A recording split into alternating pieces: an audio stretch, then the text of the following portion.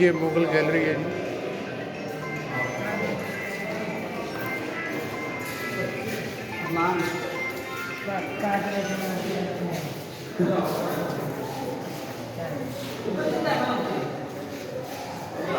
ये ताजमहल का स्ट्रक्चर।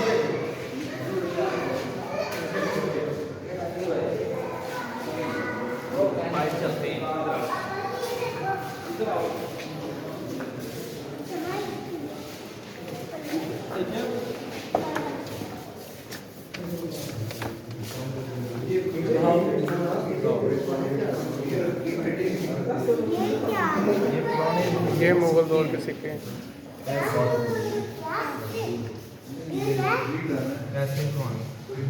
मोहम्मद बाबर के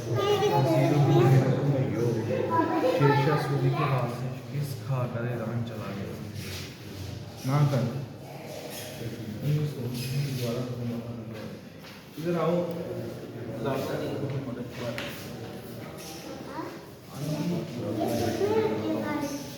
भाई